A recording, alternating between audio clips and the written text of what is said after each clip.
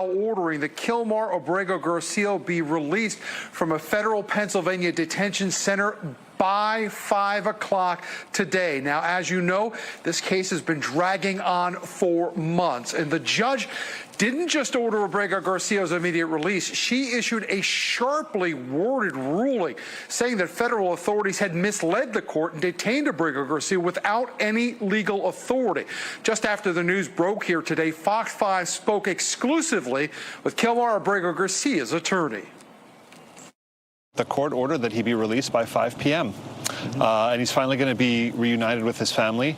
And now for the second time this year, right, as you'll recall, when he was ordered released first by the court in Tennessee, he got to spend only one weekend with his family in Maryland before ICE cruelly re-detained him.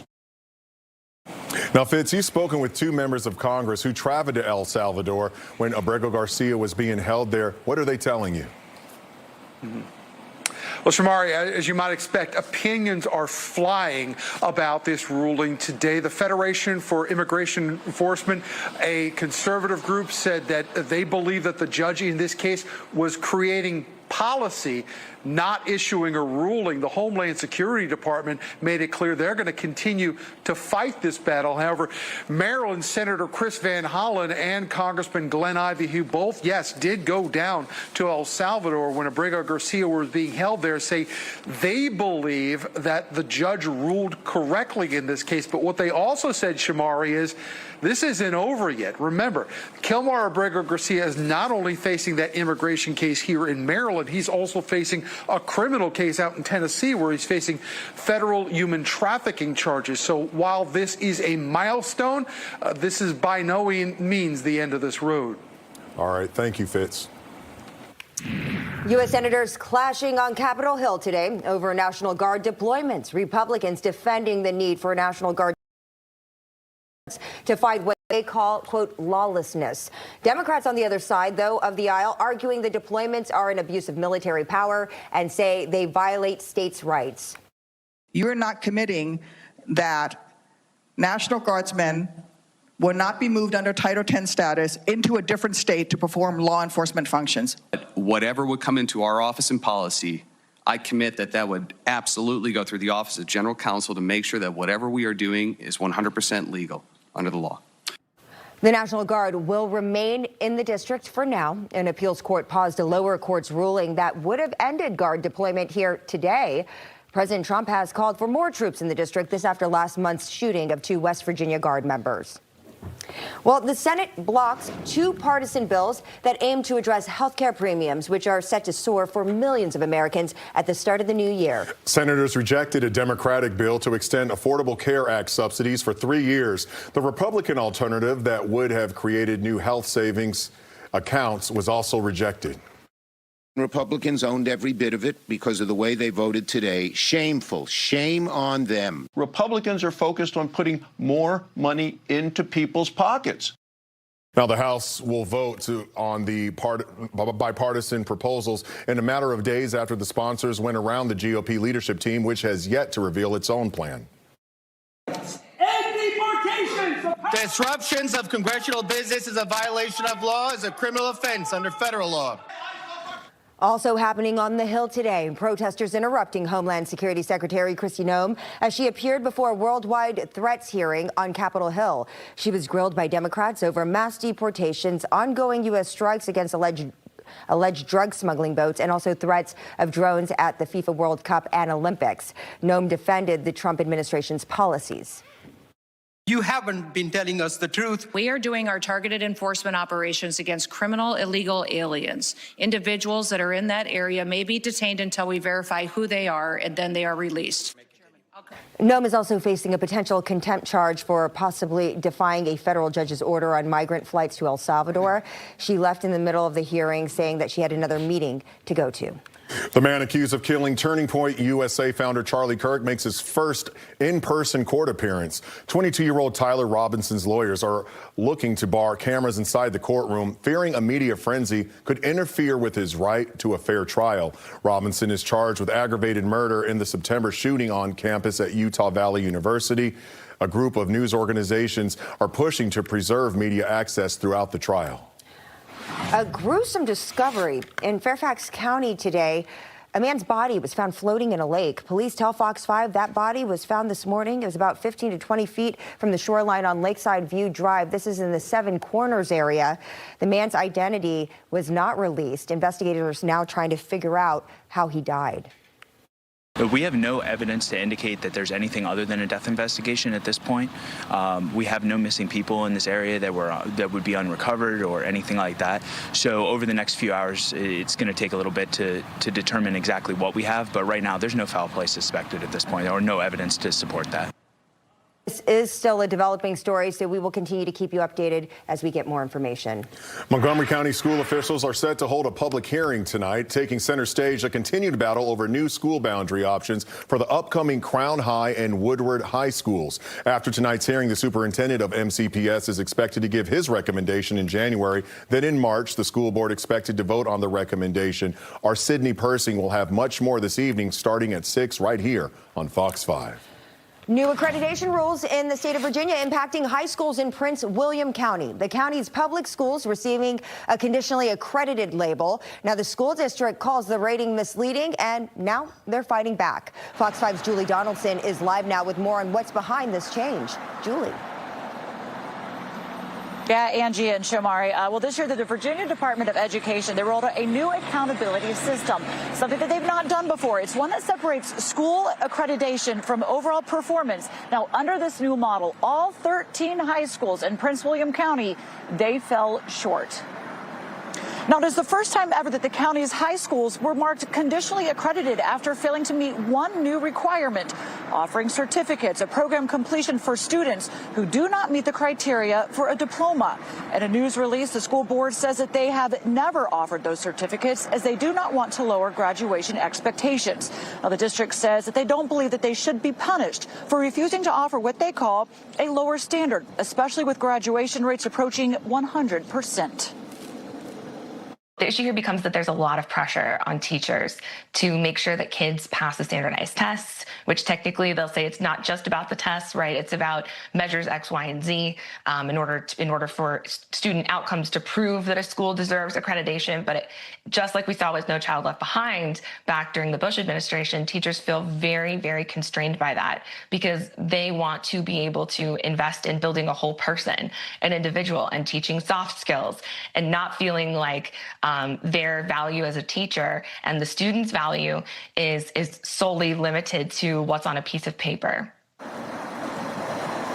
Now, we did reach out to the school board, but nobody, unfortunately, was available to talk to us on this. But in the news release, they also said that they will plan to appeal this decision here, but they will also continue to work to have a standard that is successful for students that does apply to the accreditation process. Angie, Shomari. All right, thank you, Julie. Now to some top caught-on-camera moments for catching up with Marina and Caitlin. And I tell you, everyone, you got to take a look at this dramatic video. It is showing the moments a skydiver got stuck on the wing. Yes, the wing of the plane mid-air. The Australian Transport Safety Bureau released this video as part of an investigation.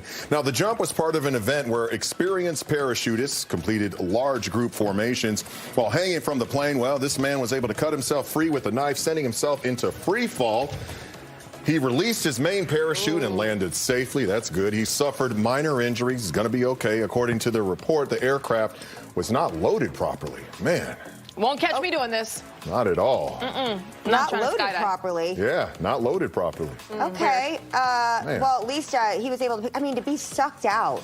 You have to imagine that. Look at that landing right there. So none of you guys would ever skydive? No, I'm no, good. thank you. No, I've had enough excitement in my life, actually. But Tucker has, and they showed the video of when he did it on Fox 5 about a little over 10 years ago. Wow. And they didn't land. They landed, obviously. He's fine, but they didn't land where they thought they were going to land, and the cameras lost track of him. And it was like, wow, that's was scary. he doing tandem or live on TV? Imagine that. Who was anchoring that? Now, wait a second, though. Why don't you both just go skydiving? He said he would never, ever do it again. Like, now, what about you? Maybe you could convince him? No. I've heard his story enough. Tucker was missing in action live on air. I think he's like done. He knew he didn't land in the right spot. He was missing in action on air. I mean, no thank you. Well, you both are awesome regardless, so just leave it alone. I mean, No problem.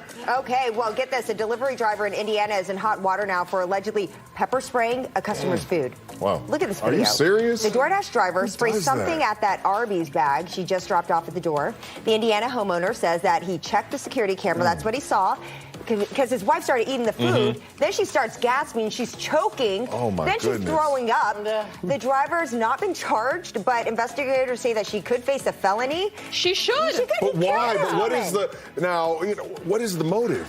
I don't know. Why I do mean, that, I don't know if there's allegedly? like some beef, like she knew who she was Or delivering maybe to. it was beef or- that they were trying to deliver. Well, I don't Who know. knows? Or They she's were trying to- delivering the meat. Yeah, and trying to What's spike beef, the as horsey Biggie sauce, said. apparently. I mean, Yeah. that stuff is already a little, the horseradish and stuff. You don't need anything extra. But but this is really scary because if you've done it once like that, that means that she's probably done this again. Well, I make sure that I tip my DoorDash drivers. I'm like, hey, bring it to me. Thank you, buddy. Appreciate it.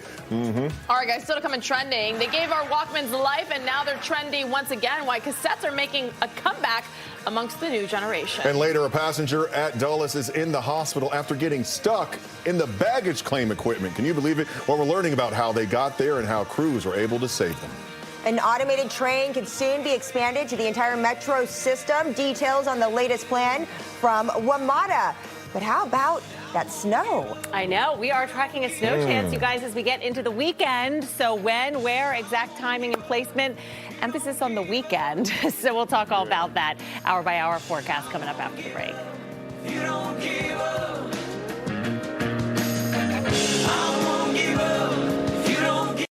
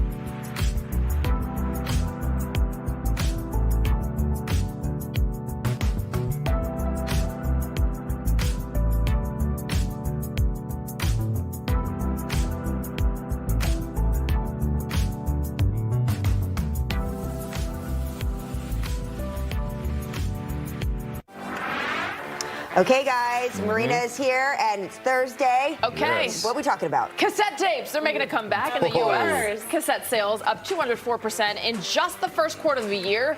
Creators like Taylor Swift, Billie Eilish, Lady Gaga, they've all released their music on cassette. Some think this is a revival like vinyl, but other experts say it's just for kids to try and to tap into the nostalgia trend. You know, what's interesting, I was talking to a former Sony music executive, and he said that a lot of the vinyl that's being bought, people don't even have the vinyl record players at home. home. It's just for the tangible aspect of it. Yes. Because if you think about it, this new generation has only known music on streaming on cloud. They don't have the tangible like we did, which we had the cassette tapes, the CDs, and later on. Yeah, the collection on display. Exactly. There's nothing to show in your living room. Like, where's all the CDs or cassette tapes or vinyl stacked up? I got to tell you, it was awful when you had a cassette tape and then it would get like stuck in the machine, right? And then you're trying to use a pencil to fix it, and I'm just like, oh man, or it gets cut. It was done, right? That and the floppy disks are not it good. Doesn't. The 80s and 90s were not for the weak. I will say all my kids have their own record player, right? You can actually, they're pretty affordable.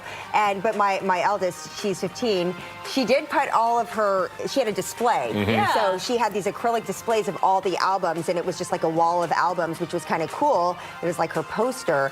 But yeah, we listen to them. We have a couple Walkmans too. Nice. And I actually like it better because you do the wired ears, and there more technology or more studies are coming out saying that they don't know so much about Bluetooth. So I don't know. We might be going back to it. The good thing is, remember cassette, you could put it in the Walkman in any way, right? A CD, you always had to hold it like this because if you tilted it, the CD would skip and it would separate. Or the CD gets scratched. But it was cool. It was the best cassette tape, Angie, was which a hip hop book you got me was from Raekwon. It was purple. He put out his cassette tape from Wu-Tang Clan, and it was a purple tape. So it's called the purple tape. And these vinyls, Taylor Swift. I mean, I have all of the different eras, and she does all the different colors. And what's beautiful about it is like it's almost like a book. So you open it up, and there's so much behind the scenes stuff. All my Dolly Parton stuff is. They're going to be big for the holidays. I think a lot of them want them for Christmas. I love the look of the record player. Do you have it on like a record table? It looks very retro. And it sounds so good. You can hear the static when it goes. A little crackle. Now, my 2-year-old knows how to put it on now. Really? And find the different songs. Yeah. But does it sound as good as when you're listening to it streaming in your ears? I think so. Good I mean, question. I don't need that But what surround makes it sound better? Is it just real? Is it more what? And you're present because you got to flip it over after 3 songs or it ends. You know? Okay, now you got me. I'm sorry. In a day and age of convenience, baby, if it's not on the Fox local app, I don't want it. Cassettes, vinyl, CDs. I'll still take streaming though. It's so much easier. So much easier just at that point. But today's the perfect day to listen to music if you want to go outside. It looks From pretty your nice. car. Right. I'll take it. Or you can get the fire going, right? Do little chestnuts roasting on Get those heated seats on your buns. What's up with the possibility for snow? Because I think a lot of people are like, this is what they want to know. Yeah, let's cut to the chase here. Especially with the weekend coming. Cut out all that other stuff. Talk to us. Okay, Sunday morning, a little bit of snow is looking likely, you guys. And this would be snow that kind of starts overnight Saturday into Sunday. So the timing is favorable in terms of temperatures, meaning the best time to get accumulating snow is always overnight when it's colder and it's easier to get it to stick. So it doesn't look like a lot, but there's plenty of consensus now that Sunday morning we could be waking up to an inch or 2 of snow. Therefore, our wintry pattern, which took a slight break yesterday with temperatures in the 40s and some rain showers, is locked back in because the colder air came surging through with those gusty winds this morning. And as we take a live look at Reagan National from our Fox 5 Sky camera on the wharf, it is still pretty breezy. Northwest winds are sustained at 13 miles an hour, higher gusts to 30.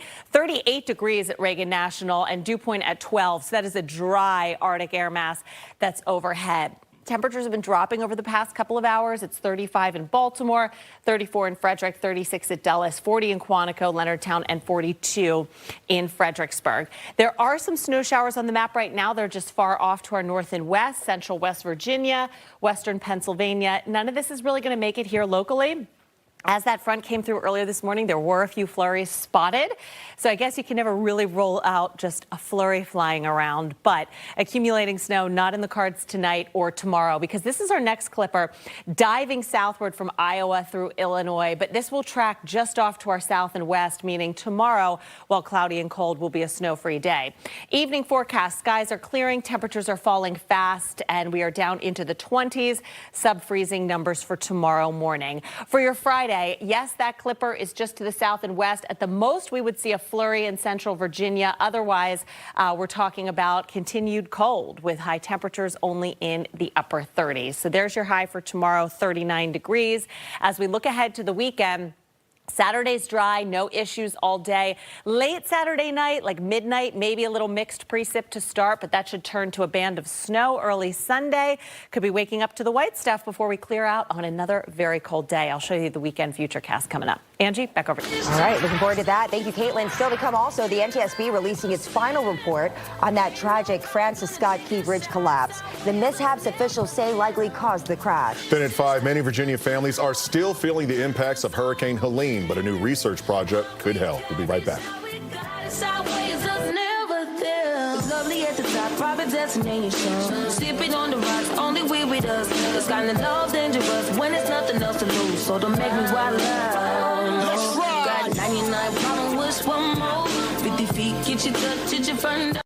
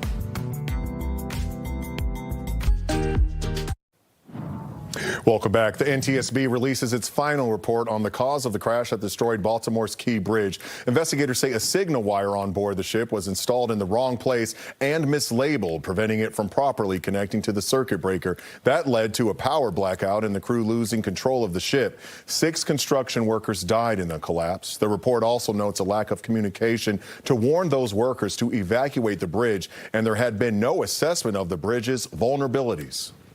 Let's go ahead and take a live look at Dulles International Airport right now as a passenger recovers. This after getting stuck inside of the baggage claim equipment there. So the airport telling us that this person, they went inside the unauthorized area this morning. Fire and rescue crews had to show up. They helped free them, and he was later transported to a local hospital. We are working still to get more information, more details on their condition and how this could happen. Tracking Metro WMATA's board adopting the transit agency's strategic transformation plan today. Metro's general manager also proposed his budget for the next fiscal year, calling for improvements to bus and rail without raising fares. The service plan would mean shorter weekday wait times on the orange, silver, and blue lines, plus reduced waits on the red line at night. Metro also wants to increase bus service on 15% of the routes in the region. Trying to continue our path of modernizing, providing that world-class service the region needs for economic development and quality of life, but at the same time being very conscientious that we need to spend every taxpayer dollar really appropriately and with care.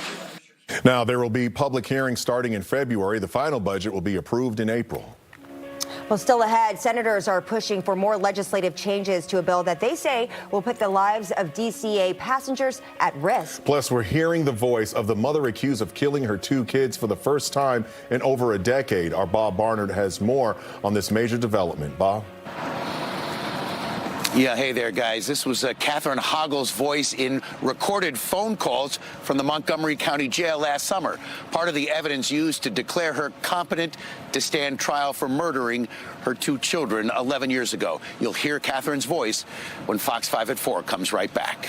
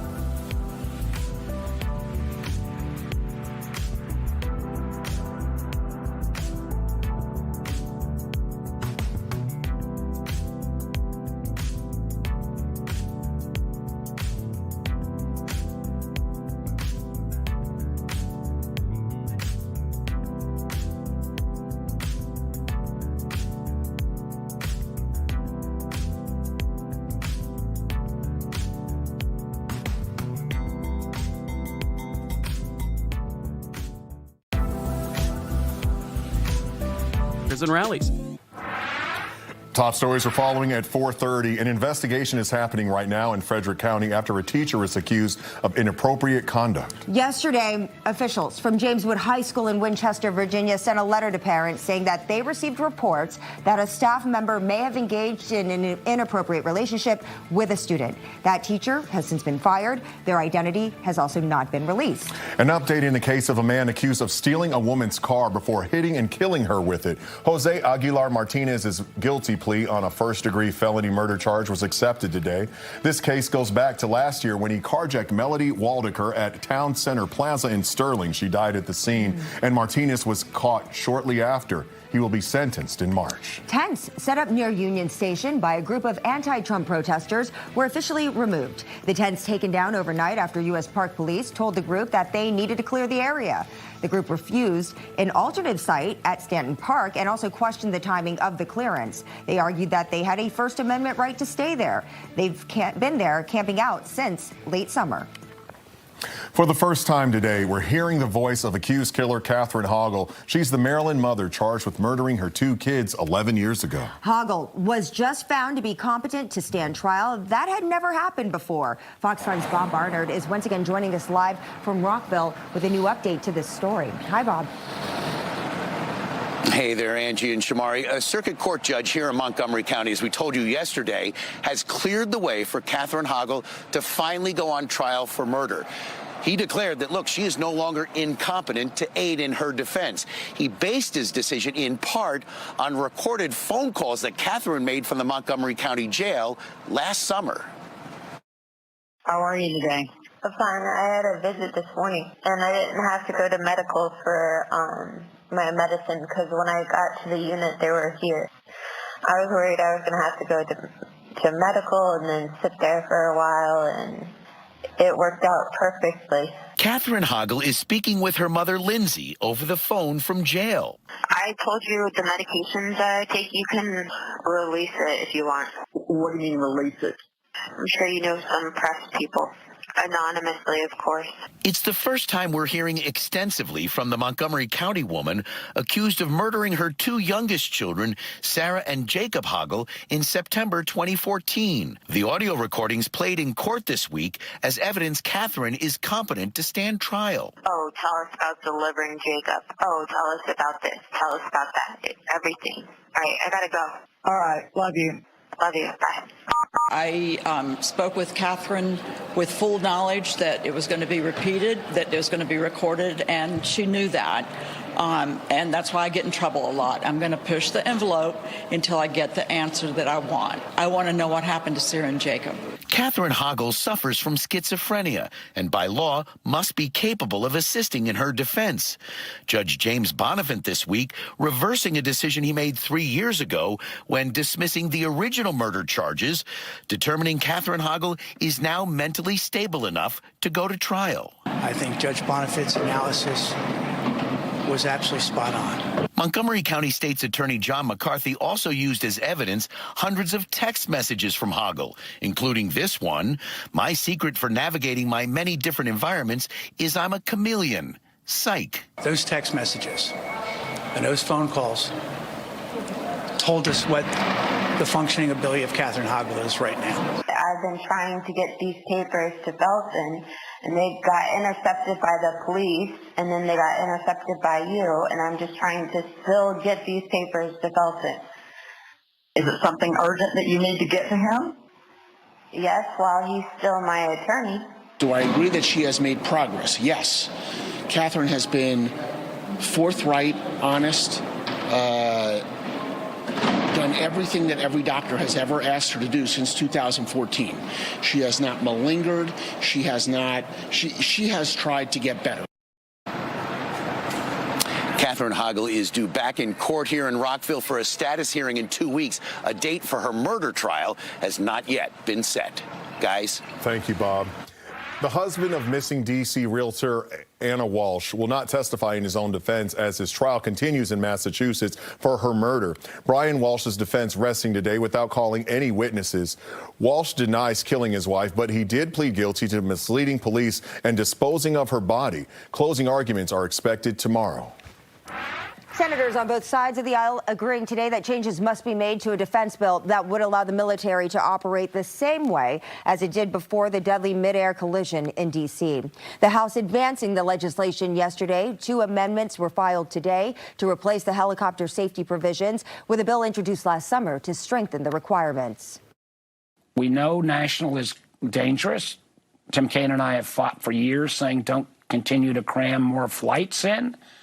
But now to kind of suddenly in the dark of night try to take out or allow the military to relax their safety provisions, I think is irresponsible.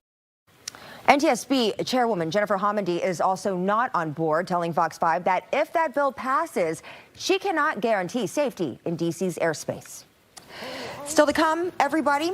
University of Michigan's football coach in custody and under fire. The allegations he's now facing and what this could mean for the Big Ten school. Plus, Virginia is tackling teacher vacancies in the Commonwealth, the solution from the state's education department that seems to be working. Students helping students learn the ins and outs of artificial intelligence and computer science. The heartwarming trip local high schoolers made today. We'll be right back. All right. No, it's not a good look and some self-control.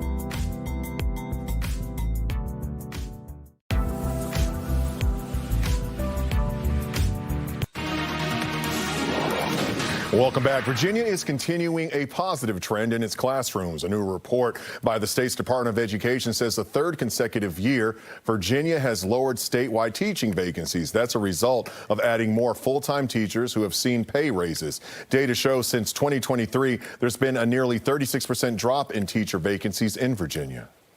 Well, it's Computer and Science Week for Loudoun County schools, a week where 150 high schoolers visit 25 elementary schools to teach computer science to kids. Well, some of the lessons were created by teachers, others by the high schoolers teaching them. That's fantastic. Now, our Fox 5 award-winning photojournalist Nelson Jones was at Cedar Lane Elementary, where students learned about coding today. Take a look.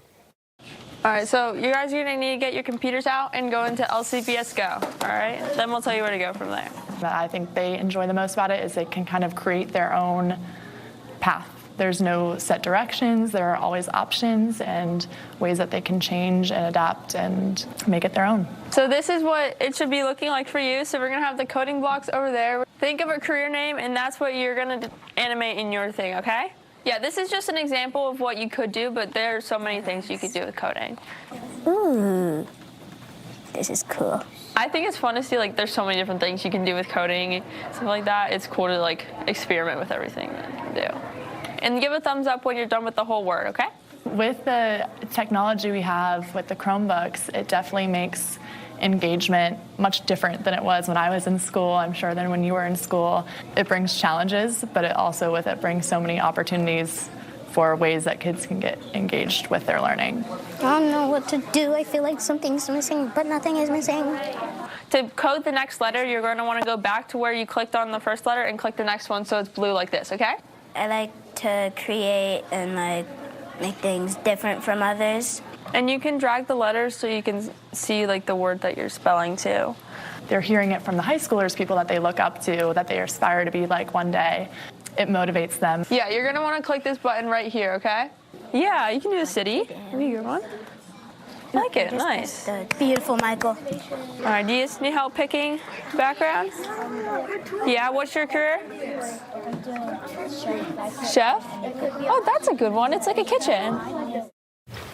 What a great piece from Nelson Jones, I tell you. Now, still to come, exclusive new details from TMZ after comedian Andy Dick was seen overdosing on Hollywood earlier this week. Yeah, but in the meantime, a big story that we're following here and we're real concerned about. Caitlin, she's keeping an eye and tracking that snow in the forecast that's on the way, perhaps this weekend. Yeah, I've got my white on. You know what that means. White like snow. Okay, I only wear it when I mean business. It's not tomorrow, though, you guys. Maybe a flurry to the west, but tomorrow looks dry and cold. However, snow is in the weekend forecast. We'll talk all about it coming up in the full 7 day.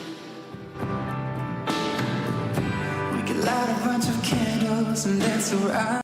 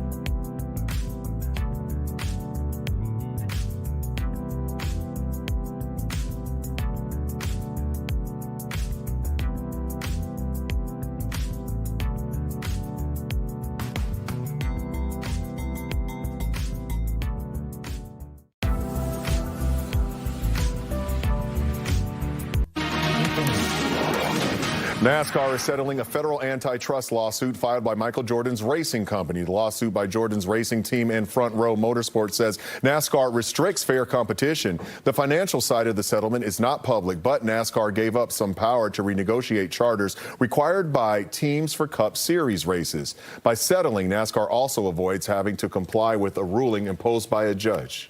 The University of Michigan football coach making headlines, the former football coach making headlines off the field after, or the university making headlines after firing the head coach, Sharon Moore, for cause after an internal investigation. Today, we are learning new details on the allegations against him and also tracking all the ripple effects of how the impact of U of M recruits and their families from here in the DMV. We have Chad Ricardo joining us with more on this fast developing story. Chad, what do we know? That's right, Angie and Shamari. Sharon Moore and the Michigan Wolverines. It's the story that has made national headlines and also has great impact right here in D.C., Maryland, and Virginia. Moore, who led the Wolverines to a 9-3 season, was terminated for cause on Wednesday after an internal with a staff member. Within hours of the firing, he was taken into custody amid an ongoing assault investigation. In that investigation, it is alleged that Moore broke into the home of the staffer he is accused to have had a relationship with, threatening to do harm to himself as well as her. He is expected in court later this week. But Moore being out at one of the most prestigious and proud public universities in America isn't just a coaching change. No, it's a shakeup that could impact the lives and careers of players, coaches, and recruits across the country, as well as right here in the DMV. The 2025 Michigan Wolverines have multiple student athletes from the region on the roster, including Shamari Stone Jr., Quentin Johnson, both of them of St. John's College High School, Kenoa Winston and Evan Lake of Gonzaga, as well as Jalen Hoffman of Lake Braddock. That's just to name a few. Sharon Moore and Michigan have a dynamic 2026 incoming class as well. DMV of the likes of Tariq Boney, as well as Ace Hamilton and Carter Meadows of Gonzaga. Tonight, all of them and their families are facing uncertainty. Coaching changes in college football create immediate ripple effects. Players can re-enter the portal, recruits can reopen their commitments, and families who thought that their sons' futures were locked in must now reassess what's best moving forward. For the current Wolverines from our area, the question becomes, do they stay and see who Michigan hires next, or do they go elsewhere looking for stability? Coming up at 5, we'll discuss the Maize and Blues interim head coach, Biff Poggi, a man who also has deep ties right here in the region. Shamari and Angie? All right, thank you, Chad. Here's a live look outside from our Fox 5 Skycam at the wharf. I know, and we want to get right over to Caitlin because she's wearing white. You know what that means? All white everything. Right, Oh, shucks. That's a message of what's expected. Yeah, what's to come, a little foreshadowing there, Yes. you know, a little fashion foreshadowing. A little nonverbal signal, okay, that maybe it's still a few days out, but I'm feeling good about it, all right? Like the unofficial forecast via my wardrobe. But Angie and Shamari, it's not going to be tomorrow. Tomorrow, we thought maybe a little clipper would bring us some flurries. That looks to be mostly off to our west. Aside from like a very passing snowflake, doesn't seem as if that will bring a snow chance tomorrow. Saturday is also dry. The first half of the weekend, no problems, but we are looking at the increasing chance for a little bit of snow late Saturday into Sunday morning. So the timing is such that you'd be waking up Sunday to maybe a little bit on the ground, maybe a little bit still snowing, but the good news is it's on a Sunday. So hopefully that alleviates some stress because the snow word, of course, can be very triggering, can be very exciting for some, but a lot are triggered. And so I guess take one thing off your plate that this would be on the weekend and it's not a big storm. 44 degrees was our high temperature today. That's 6 degrees below normal, but with the wind blowing all day, really just felt colder. We've had wind chills all afternoon in the 20s and 30s. So there's your air temperatures at the moment: 38 in D.C., 37 in Annapolis, 40 in Quantico, 36 at Dulles, and 33 in Martinsburg. With those wind chills only in the 20s north and west, and it feels like 30 here in D.C. So a cold night. If you do have holiday parties or gatherings, doing some holiday shopping, it stays dry locally. You see those snow showers out across the Ohio Valley, southwestern Pennsylvania. They're going to remain banked up across the mountains. Here's the next clipper on deck. It is moving across Iowa, Illinois, and parts of Missouri, St. Louis, or at least just east of St. Louis, seeing some snow. The trajectory of this clipper is actually to dive southeastward and stay just south and west of the D.C. Metro before fizzling out tomorrow. So you see how that kind of gives it up before our next clipper arrives. And that brings some passing snow showers Sunday morning. So it could start late on Saturday as a brief wintry mix before then changing over to snow, because remember, conditions will be favorable overnight with those colder temperatures. That graph futurecast I just showed you, here's what it lays up precip wise. Nice couple of inches for the metro, even looking at some higher amounts to the north if we get a bit of enhancement. Now, that is kind of the first run of our short range model. We've just gotten into the time range in which it goes out, so that is a little subject to change as it gets a handle on what's really happening in the coming days. But the European model, which has been the most consistent in laying down a band of early Sunday snow, I mean, it's been showing it for over a week, has a band of 1 to 3, and that 3 right over D.C. up through Baltimore and Philadelphia. American model's on board. It's got a sharp cutoff to the north and west, but it does still show the potential for 1 to 3 inches. So I think if we had to give a first guess, a wide swath of 1 to 3 for the area through noon on Sunday, but the bulk of this will be overnight into the very early morning. Again, Saturday dry, 44 and cloudy. Sunday's going to be a cold one as a result of that snow falling and then sticking, and then the Arctic air that comes blasting in along with it. So we've had several rounds of this polar air diving southward, and this will be the most significant yet for the Northeast, the Midwest, all the way down to the south. Probably the coldest temperatures yet, and that's saying something as it's been such a cold December so far. 2 weeks, by the way, till Christmas. Winter begins after that. We know New Year's comes a week after Christmas and still looks pretty wintry, although I will say after a cold start to next week, look at a week from today, Thursday, milder, could be signaling a pattern change into something warmer. Shamari and Angie, back over to you. Thank you, Caitlin. Comedian Andy Dick had everyone worried after suffering a drug overdose on the streets of Hollywood earlier this week, but apparently he's not planning to seek out any professional help.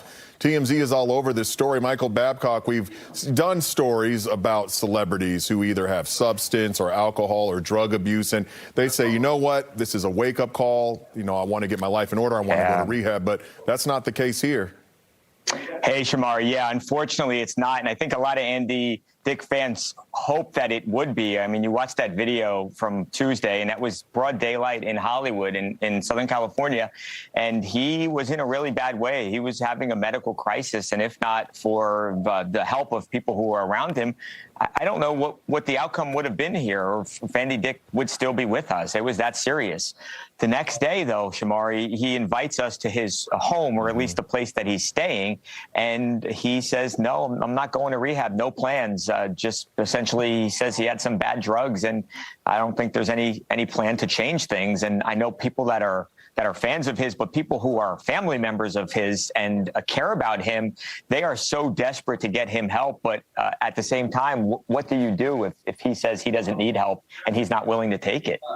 Yeah, it's always tough when people need help, but they have to make that decision themselves, because so many times people try to force them to go, and it doesn't work out too well for them. Any celebs reach out to help them out? Yeah, he did say one of the actors from the Terminator movie reached out, and he didn't name them all, Shamari, but he said a lot of people had reached out. Maybe someone's able to talk some sense into him. I will say Andy has been to rehab in the past, and it obviously has not taken in any meaningful way. So I think you've got to just hope he's got a change of heart here sometime soon, because I just don't see this story having a happy ending if it continues along this path. Does he have people around him who are offering support? He's got family, but he doesn't have much connection or contact with them anymore. I think he was with 2 people when we talked to him. Those were the 2 guys that were on the street with him when he had seemingly done the drug, Shamar. So I'm not sure that he's got the best influences. I don't know those guys, but I'm not sure that he's got the best influences around him. Well, I certainly hope he gets the help that he needs. Thank you, Michael. Yeah, me too. Appreciate it. Thanks, Shamari. All right, everyone, you can watch TMZ right here on Fox 5 at 7:30, right after Like It or Not. So to come. What's up? Champagne problems for one lucky auction winner. How much they paid for a rare bottle that was specially made for a very famous wedding. I want to know how much. I'm very curious. And the countdown to America's game is on. Yes, it is. And it's happening right in our own backyard. A full preview at 5. See you on the other side of the break.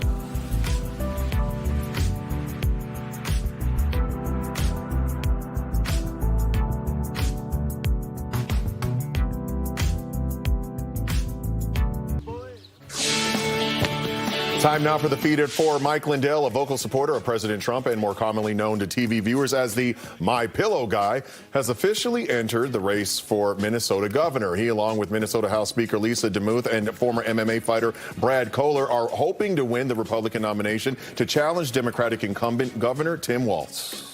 Well, the number of Americans applying for unemployment benefits jumped last week. There were 236,000 new claims filed, an increase of 44,000.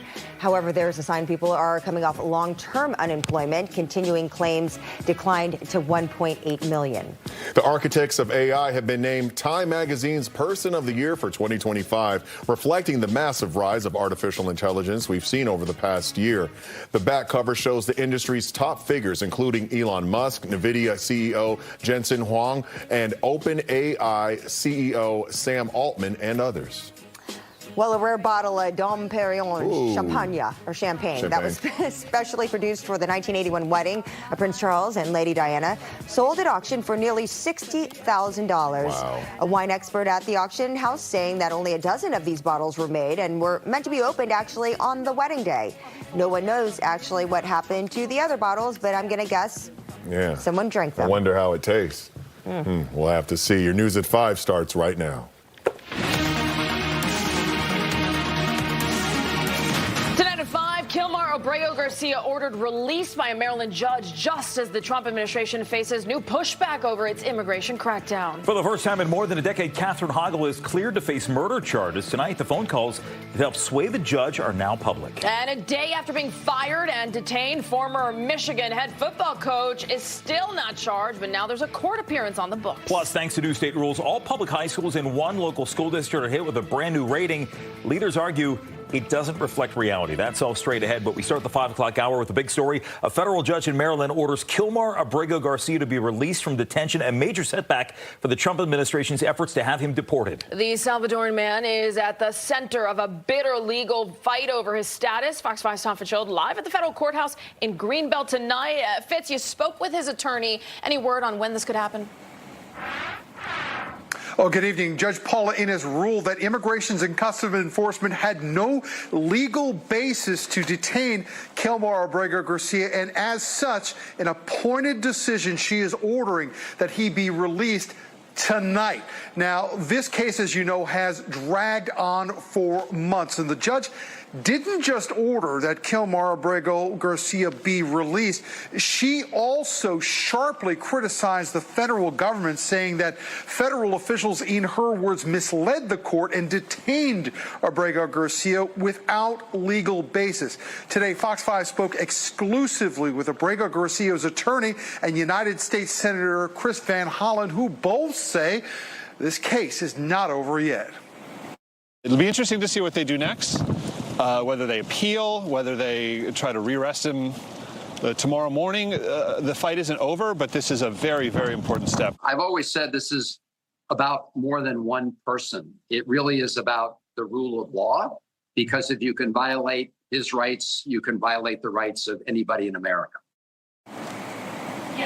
Throughout this year, Abrego Garcia's legal battle has become a national symbol of the Trump administration's enforced crackdown on illegal immigration in the United States. And remember, even though he has been ordered released from custody tonight, his legal troubles are not over. He still faces this immigration case in Maryland.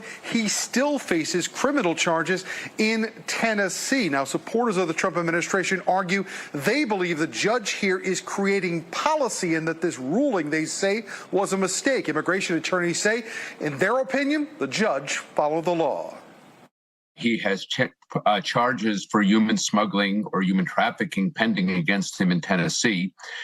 He is somebody also who is in the country illegally and should be removed. The decision that was granted today is confined to whether or not the government has a valid reason to keep him detained.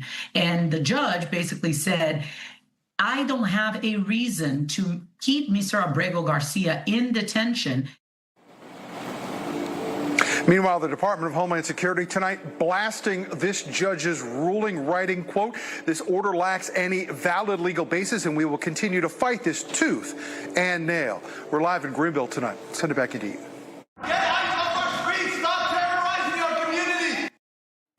Protesters interrupt Homeland Security Secretary Kristi Noem as she appeared before a congressional hearing on global threats facing the U.S. Democrats grilled her over immigration and deportation policies, one even calling on her to resign. Noem claims ICE has deported more than 200,000 criminals since President Trump returned to office, but data published by UC Berkeley shows more than a third had no criminal records.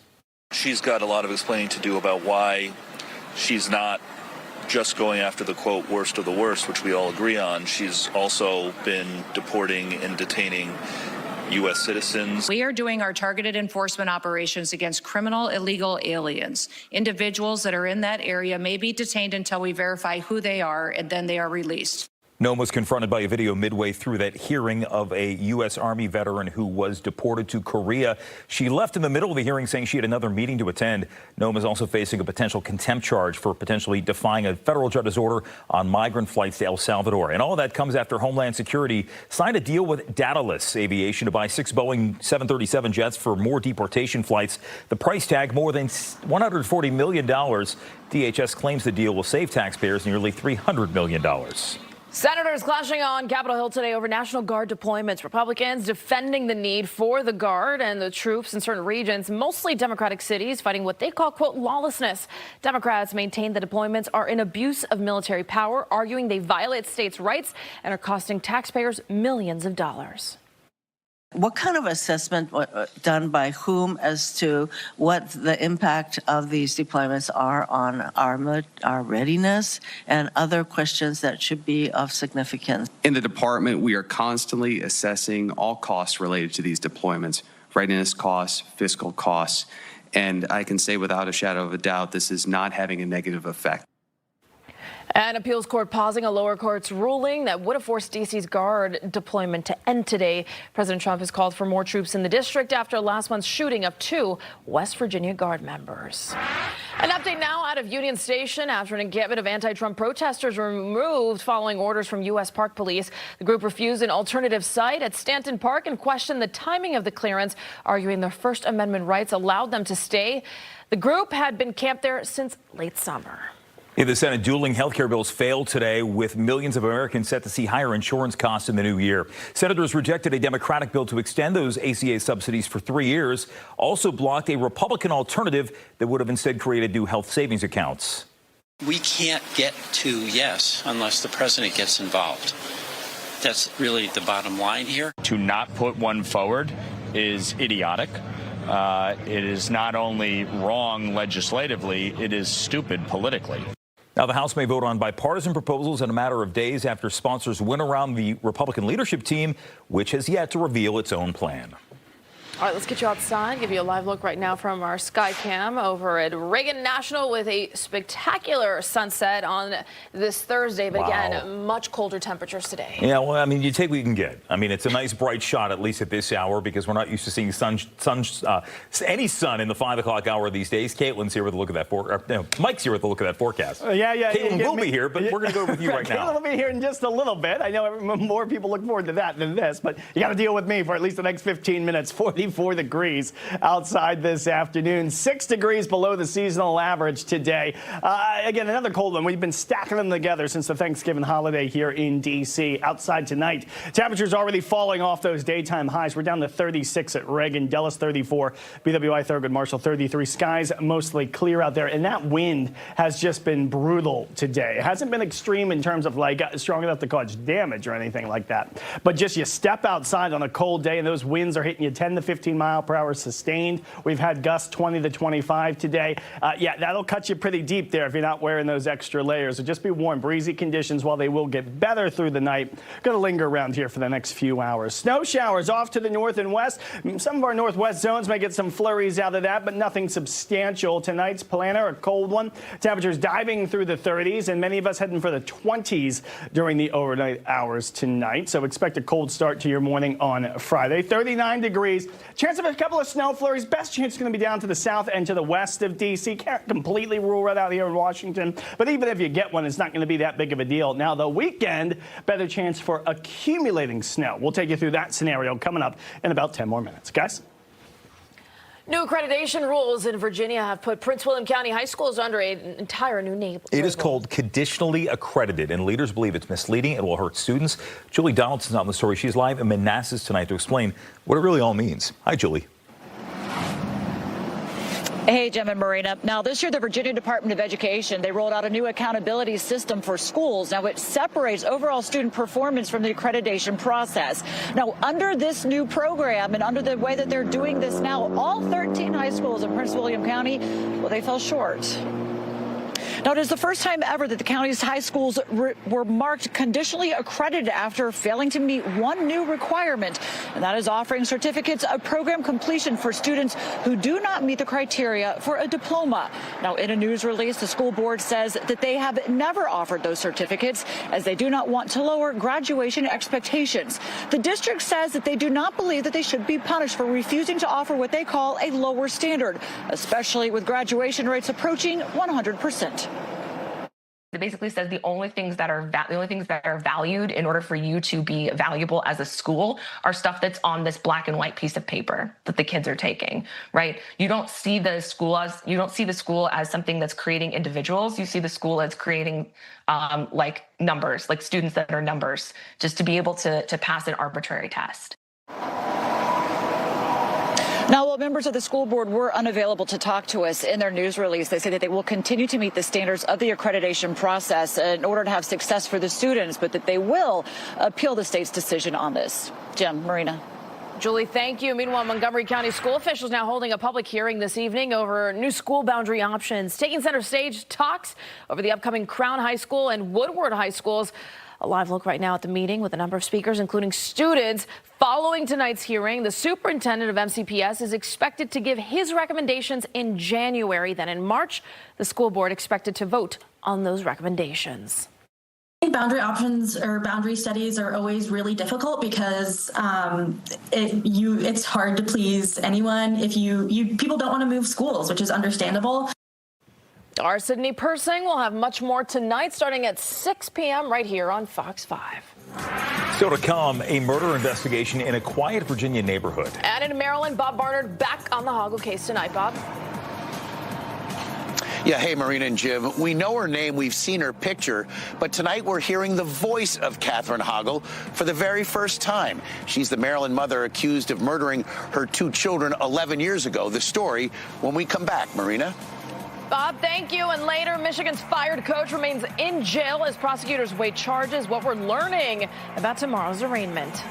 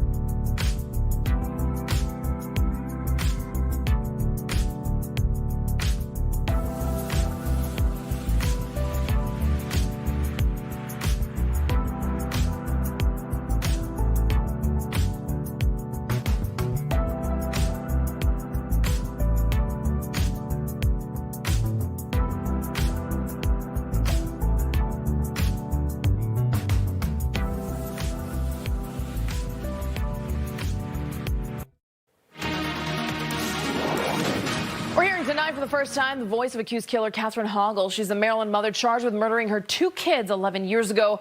Hoggle was just found to be competent to stand trial. Fox 5's Bob Barnard live tonight in Rockville with more. Bob? Yeah, hey, Marina. We told you last night how a Montgomery County judge had finally paved the way for Catherine Hoggle to go on trial for murder. He deems that she is no longer incompetent to aid in her defense, basing that decision in part on some recorded phone calls that Catherine made from the Montgomery County Jail this summer. How are you today? I'm fine. I had a visit this morning, and I didn't have to go to medical for my medicine because when I got to the unit, they were here. I was worried I was going to have to go to medical and then sit there for a while, and it worked out perfectly. Catherine Hoggle is speaking with her mother, Lindsay, over the phone from jail. I told you the medications I take, you can release it if you want. What do you mean release it? I'm sure you know some press people.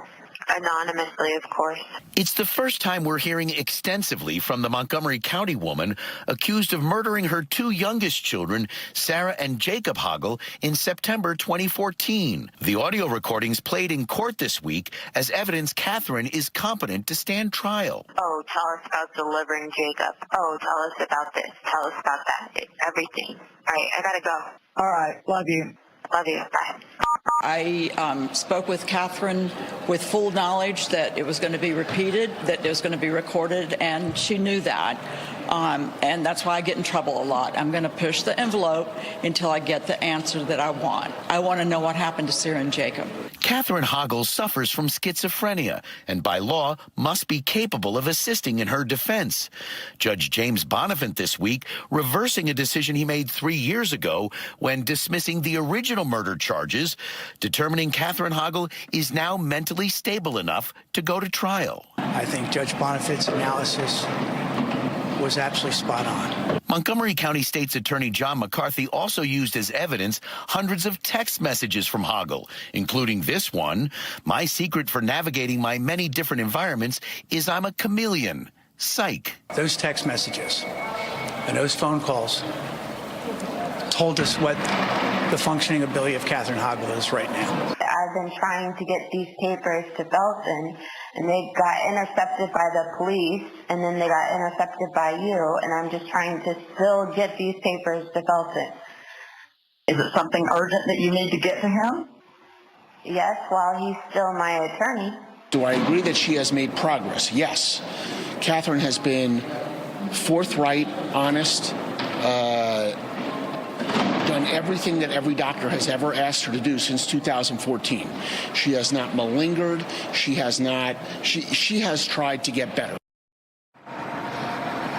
Catherine Hoggle is due back here in court for a status hearing in 2 weeks. A date for her murder trial has not been set.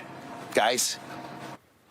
We'll take it to Fairfax County. A neighbor spots a man's body floating in a lake. It happened this morning, just about 15 to 20 feet from the shoreline on Lakeside View Drive in Seven Corners. We have no evidence to indicate that there's anything other than a death investigation at this point. We have no missing people in this area that would be unrecovered or anything like that. So over the next few hours, it's going to take a little bit to determine exactly what we have. But right now, there's no foul play suspected at this point, or no evidence to support that. And at this hour, we still have no idea what the man's name is. Meanwhile, to Alexandria, which will hold a public hearing early next year about the death of a man in the city's jail.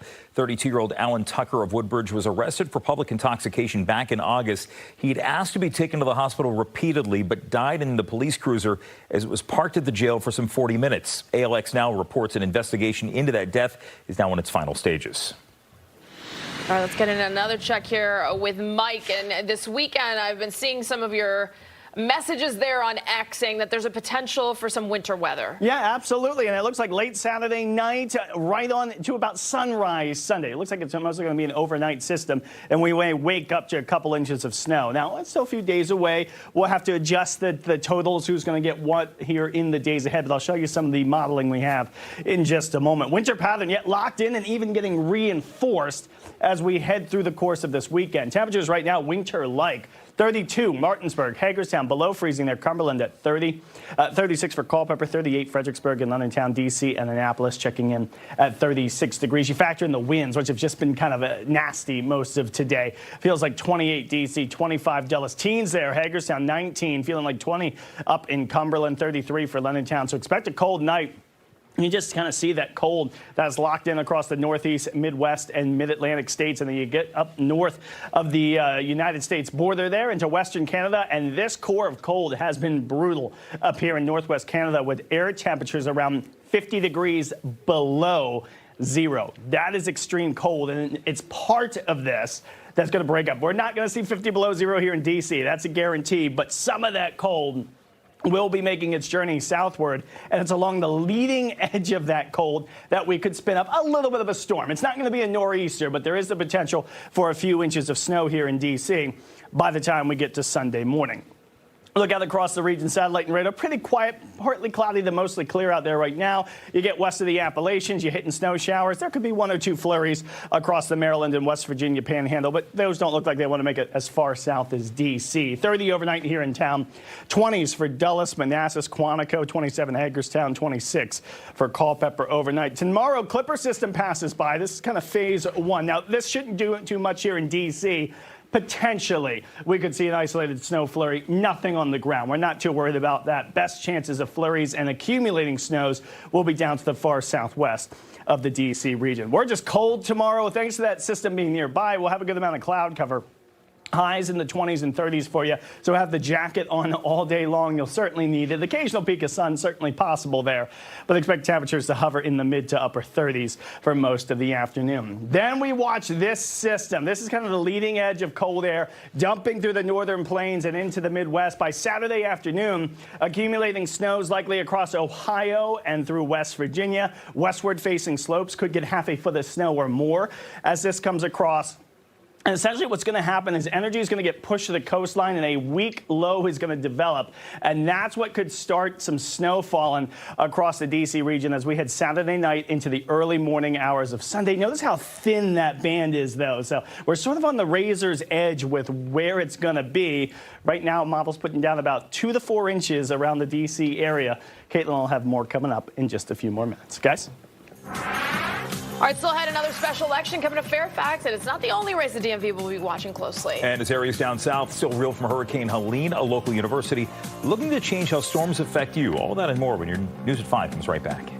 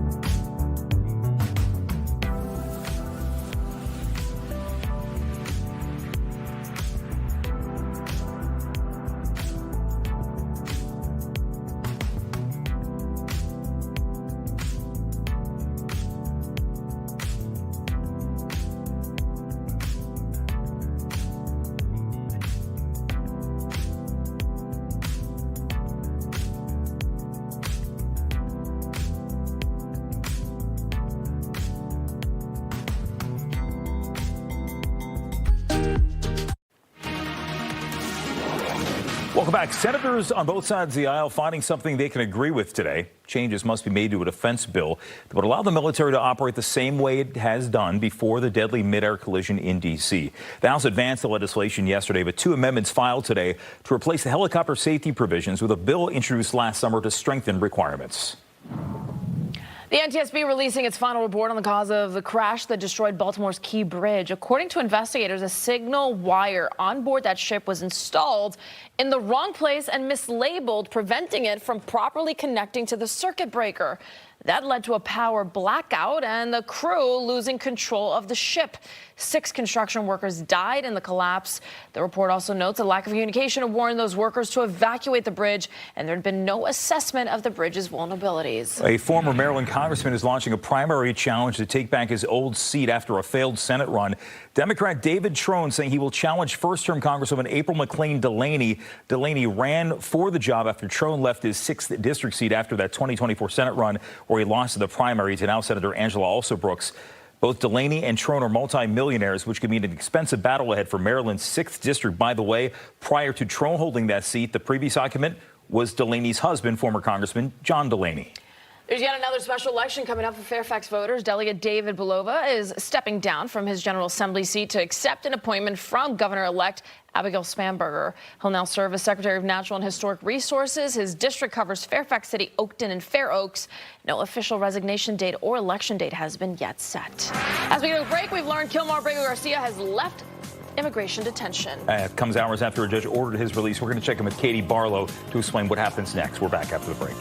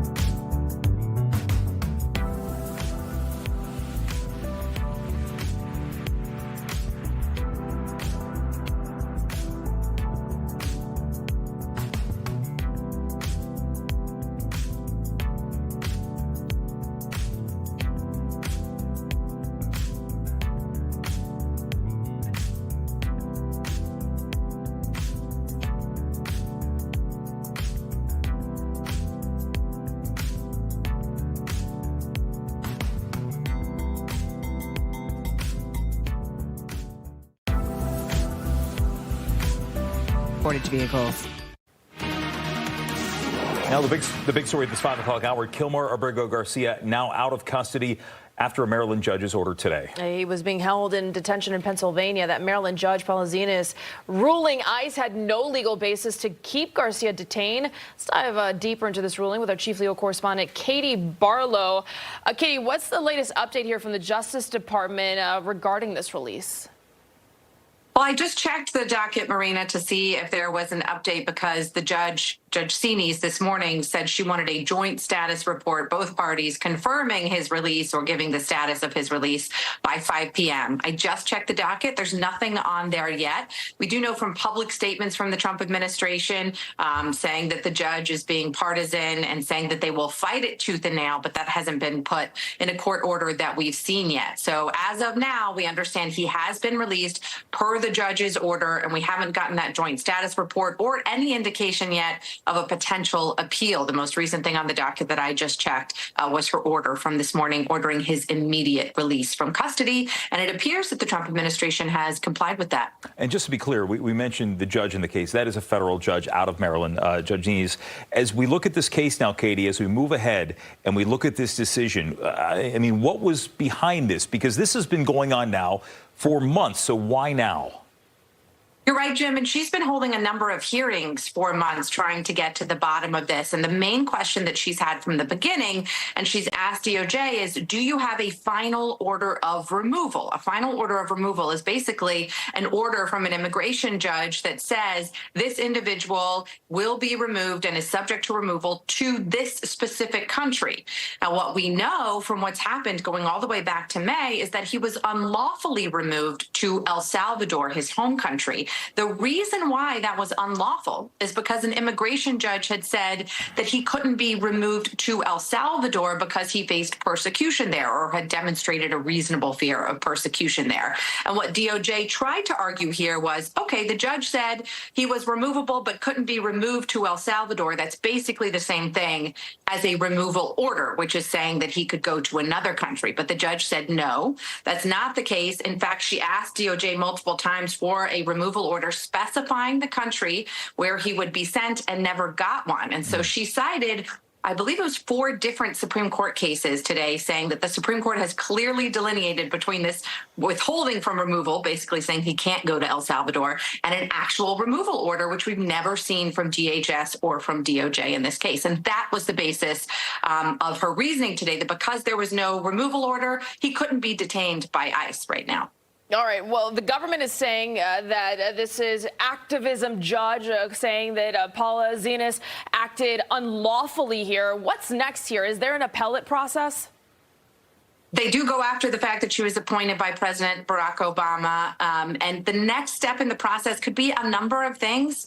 Even Kilmar Abrego Garcia's lawyer said he wasn't sure what happens next. It's possible they try to get a final order of removal and solidify that country that they'll send him to. There was some agreement at some point about sending him to Costa Rica. It's possible they appeal her decision, I think.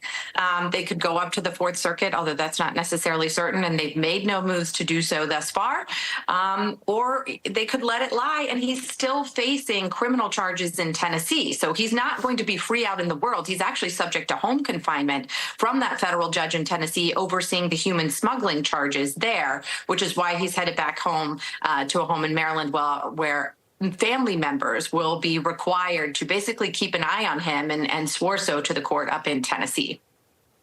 All right, our chief legal correspondent Katie Barlow for us with an update tonight on that release that just happened minutes ago out of Pennsylvania for Kilmar Abrego Garcia. Thank you, Katie. And staying on the immigration front, foreign travelers without a visa could soon be slapped with a new social media screening. The Trump administration proposing an update to the visa waiver program, arguing it would improve safety. Travelers would have to submit information like their email accounts and extensive family history. The current program allows residents from several countries to come to the U.S. visa-free for up to 3 months. Many Louisiana children shouldering the burden as immigration efforts expand outside of New Orleans.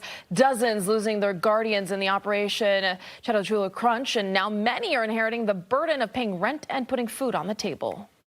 Now that she's not here, not only do I have to figure out how I'm going to be able to, pay rent, pay that car window, and even start paying the car off, I got to figure out how to pay like the electric bill and the water bill because everything's in her name.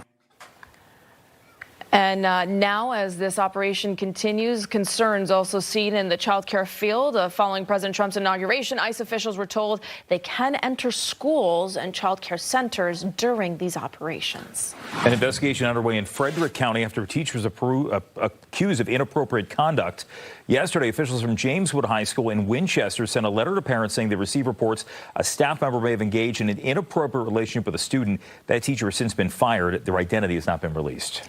Today, we're getting a first look at Metro's $5 billion budget for the next fiscal year. CEO Randy Clark wants to see major upgrades to bus and rail. Home of Bash is live in Bethesda tonight to break down those numbers for us tonight. Hey guys, Randy Clark says that Metro has been on a path to increase ridership and reliability over the last few years, and this new budget, it keeps the momentum going without raising fares. I think if you went down to a station and interviewed someone, I would like to think they'd say in 3 years they've noticed a pretty significantly more reliable, safer system, because I think all the surveys show that. Do you feel like it's improved over the last couple of years? Definitely. I mean, from my perspective, I think the trains run more often, number one. Number two, I think the train's a little bit cleaner than before. I think it's good. It's a lot better than other public transits I've used in other cities in the U.S., so. It's safer, cleaner. I like the new trains. People are polite. Well, there you have it. The proposed service plan upgrades would mean shorter weekday wait times on orange, silver, and blue lines from 12 minutes to 10, plus increased frequency on the red line at night. Metro also wants to increase bus service on 15% of routes in the region. Meanwhile, there are two proposals for the 6-year capital program. One calls for no new regional investment. Metro says that means deferring projects, worsening rider experiences, increasing safety risks. The other includes an additional $460 million to modernize the entire system, which includes automation, upgrades to rail signaling, and bus reliability. It's not that long ago. People have lived here for a while. They remember we had track fires and we had derailments and we had unreliable service. We do not have that now. So the question is, are we going to continue to accelerate going forward and be like the world-class city that we know we can be, or are we going to go back to that? All right, guys, I'm almost here to my stop. Public hearings will begin in February. That final budget gets approved in April.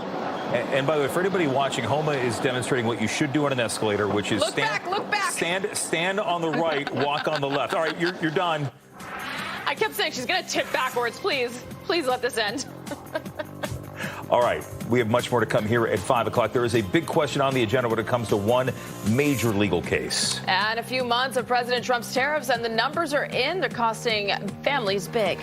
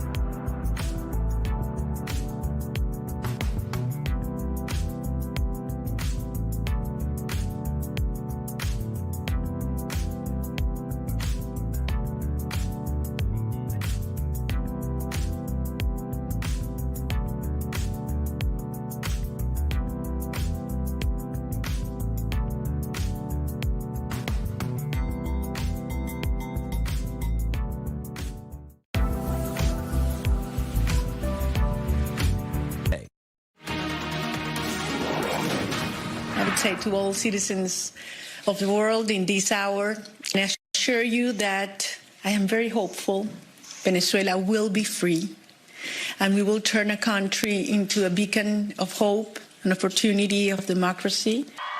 Nobel Peace Prize laureate Maria Corina Machado offers hope to Venezuelans in her first public appearance in nearly a year. The Venezuelan opposition leader has been in hiding. She was awarded the Nobel Peace Prize for mounting a peaceful challenge to the Maduro regime. This comes as Reuters reports the U.S. is prepared to interrupt more ships transporting Venezuelan oil. Following the seizure of a tanker this week, the U.S. believes a reduction or stop of Venezuelan oil imports would strain the Maduro government's finances. Venezuela calls the seizures, quote, theft. The man accused of killing Turning Point USA founder Charlie Kirk makes his first court appearance in person. 22-year-old Tyler Robinson's lawyers looking to bar cameras inside the courtroom, fearing a media frenzy could interfere with his right to a fair trial. Robinson charged with aggravated murder in the September shooting death at Utah Valley University. Tariffs have cost American households at least $1,200 a year. That's at least according to calculations by Democrats on Congress's Joint Economic Committee. The Trump administration argues that tariffs will protect U.S. industries from unfair foreign competition, bring factories stateside, and raise money for the Treasury. There is no risk-free path for policy as we navigate this tension between our employment and inflation goals. Put all of that together, and you're going to see the greatest growth the United States of America has ever seen. Tariffs have netted more than $230 billion so far this year. According to the Treasury Department, last month, month-over-month, customs receipts declined for the first time since President Trump rolled out his tariffs in April. All right, still ahead, Michigan's football scandal isn't just shaking up the college sports world, it's impacting players right here in the DMV. And we have new details on a hit-and-run crash involving Park Police. We'll take you back to the district. Coming up at 6 right now, here's Caitlin. And Jim, a fresh round of cold air came in today. We're looking at a snow chance this weekend. It's true. When, how much, everything on the timing. That's coming up with your full 7-day forecast after the break.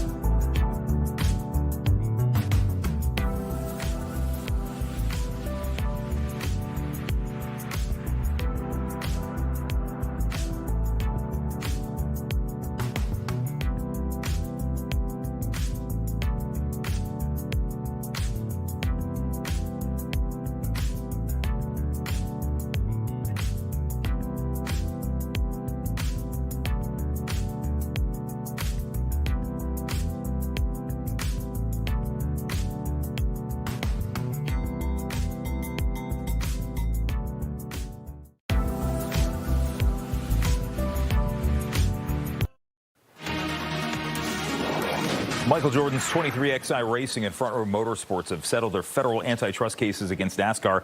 NASCAR agreed to make every team's spot in the top-level Cup Series permanent, ending a year-long fight. Both teams had said a loss would put them out of business. On Wednesday, University of Michigan fired its head football coach, Ron Moore, for cause after an internal investigation. And, man, we keep learning details out of this case. There are major ripple effects. It affects Michigan recruits and their families right here in our region. Chad Ricardo's in the newsroom with the latest on this story. That's right, Jim and Marina. Sharon Moore and the Michigan Wolverines. It's the story that has made national headlines and also has great impact right here in D.C., Maryland, and Virginia. Moore, who led the Wolverines to a 9-3 season, was terminated for cause on Wednesday after an internal investigation found credible evidence he engaged in an inappropriate relationship with a staff member. Within hours of the firing, he was taken into custody amid an ongoing assault investigation. Moore is expected to appear in court later this week.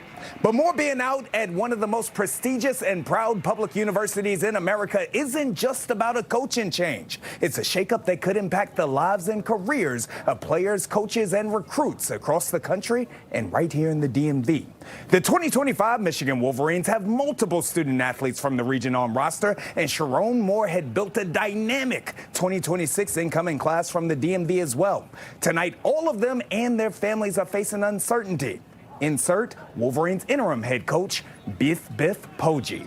Poggi, a close associate of Jim Harbaugh, is in his second stint on staff at Michigan. He served as an interim head coach for the Wolverines during 2 games earlier this season while Moore was suspended.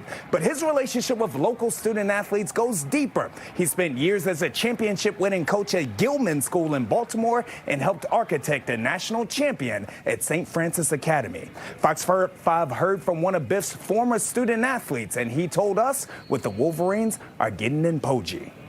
Coming in as an interim head coach, it's kind of like the whole thing changes, but you still have to be able to run the ship, you know? So I think that's what he really does a good job, is understanding his role and understanding how to make people play better, but also getting the best from their people as well.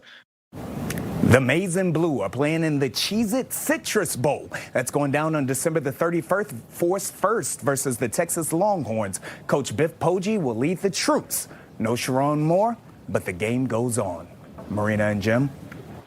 Federal authorities cracking down on drones near Baltimore's M&T Bank Stadium ahead of the Army-Navy game this Saturday. President Trump expected to attend in the longstanding rivalry.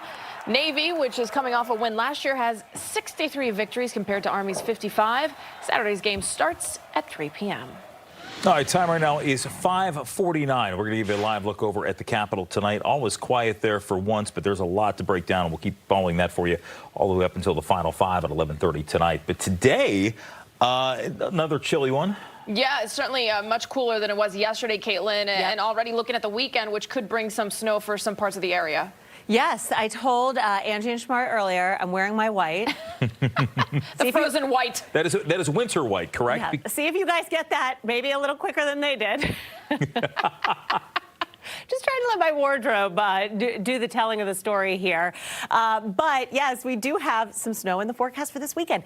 Not necessarily tomorrow. I know we had talked about earlier this week, there could be a little bit of light snow on your Friday. That is now pretty much dead in the water for our area. I mean, there could be some flurries, but mostly this would be well out to the west as a system kind of dries up and passes south and west of us. So I wouldn't rule out a stray flurry, but overall it's a dry day. So is Saturday. But then by Sunday, looks like we could wake up to a nice little coating of the white stuff to segue you into the second half of the weekend. But the good news is this is on a weekend, right? Hopefully not a lot of people have to be up and out early in case there are some slippery roads. The recapping today, we hit our high at 2 a.m., 44 degrees. That's 6 degrees below normal. And then temperatures just kind of tumbled from there. And that was reinforced by a cold, gusty wind out of the north and west, kind of driving in this latest Arctic air mass. So temperatures are in the low to mid 30s right now, 36 in D.C., 35 Manassas, 34 Dulles and Frederick, 33 in Westminster.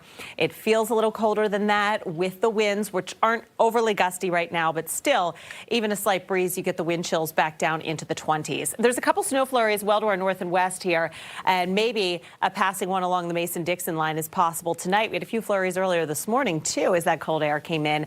And here's the Clipper system that's moving across Iowa, Illinois. This will track just to the south and west of us. You almost see that trajectory of how it's not really aligned with the same latitude as us here in D.C. So tonight, partly clear, dry and cold, 30 degrees. For tomorrow, a stray flurry, but most of these would be well to the south and west, perhaps along I-64. Otherwise, it's just a mostly cloudy and cold day with temperatures once again struggling in the upper 30s. So we know Saturday is dry, no problems for any plans. If you have holiday parties, shopping, getting a tree, decorating. I know stringing lights, it's been so cold, so it's like, when's a good day for that? Well, probably Saturday, but it's still cold. By Sunday, another weak Clipper system moves through, and that has a better chance of placing some accumulating snow over the D.C. metro. So there it is. It's very similar looking as to the one I just mentioned on radar right now, but this one will be a little bit farther north, and it will track kind of right along I-70, I-80 there. And by late Saturday night, Futurecast even showing some snow or a mix breaking out. This would continue as falling snow into early Sunday morning before passing off to the south and east shortly after sunrise. This is just one model run. It's our short-range guidance, and it's really kind of just gotten into the window of being able to predict the snowfall amount, so this could change a bit. But it does place a good band of 1 to 3, even 3+ across our area. So stay tuned into tomorrow, even starting tomorrow morning. We'll be talking about this all day to go over the likelihood of the snow chances, which are increasing. It's just kind of fine-tuning the amounts for Sunday morning. Otherwise, cold start to next week. Looks milder by Thursday. Guys, back to you. Caitlin, thank you. Time magazine named the architects of AI its Person of the Year, honoring the leaders who imagined, designed, and built today's AI systems. The group includes Sam Altman, Mark Zuckerberg, Elon Musk, and Jensen Huang, on covers inspired by the 1932 photo lunch atop a skyscraper. Meantime, Disney investing $1 billion in OpenAI so that fans can use its video generator tool, Sora, to create their own clips featuring more than 200 Disney, Marvel, Pixar, and Star Wars characters. The 3-year licensing deal makes Disney Sora's first major content partner. Oh boy, get ready for that. It is Computer Science Week for Loudoun County Schools, a week where 150 high schoolers visit 25 elementary schools to teach them all about the subject. Nelson Jones at Cedar Lane Elementary for a lesson on coding. All right, so you guys are going to need to get your computers out and go into LCPS Go, all right? Then we'll tell you where to go from there. What I think they enjoy the most about it is they can kind of create their own path. There's no set directions. There are always options and ways that they can change and adapt and make it their own. So this is what it should be looking like for you. So we're going to have the coding blocks over there. Think of a career name, and that's what you're going to animate in your thing, okay? Yeah, this is just an example of what you could do, but there are so many things you could do with coding. Ooh, this is cool. I think it's fun to see, like, there's so many different things you can do with coding, something like that. It's cool to, like, experiment with everything that you can do. And give a thumbs up when you're done with the whole word, okay? With the technology we have with the Chromebooks, it definitely makes engagement much different than it was when I was in school, I'm sure, than when you were in school. It brings challenges, but it also with it brings so many opportunities for ways that kids can get engaged with their learning. I don't know what to do. I feel like something's missing, but nothing is missing. To code the next letter, you're going to want to go back to where you clicked on the first letter and click the next one so it's blue like this, okay?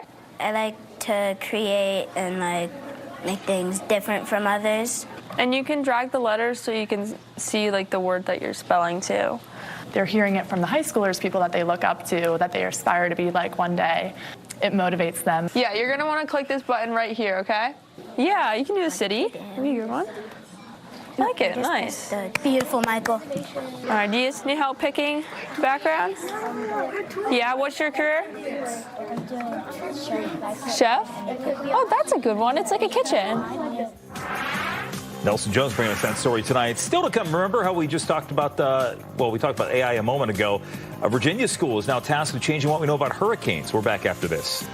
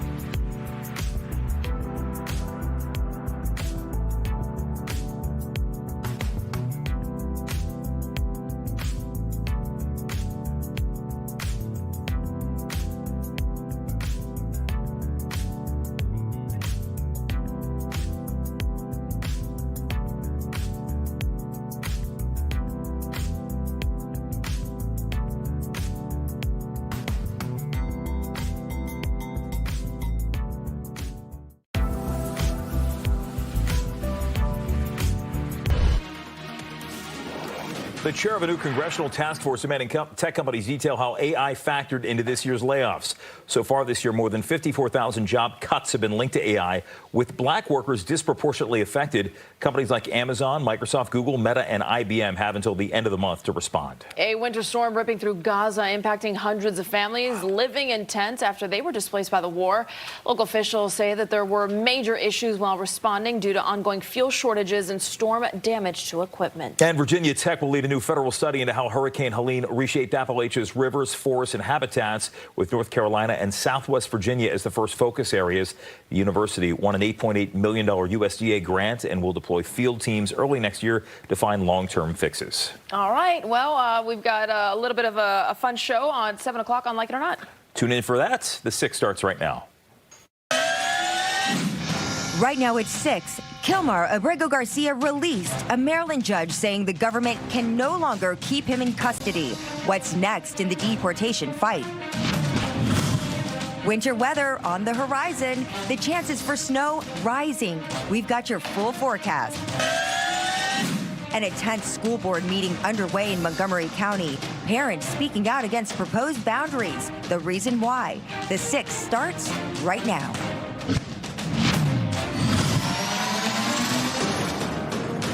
Hi, everyone. We begin tonight with a Fox 5 News alert. Kilmar Abrego Garcia just released from custody hours after a ruling from a federal judge in Maryland. The Salvadorian man has been at the center of a bitter legal fight over immigration status and deportation. Tom Fitzgerald live at the federal courthouse in Greenbelt. Fitz, you actually spoke with Garcia's attorney. Where do they stand tonight?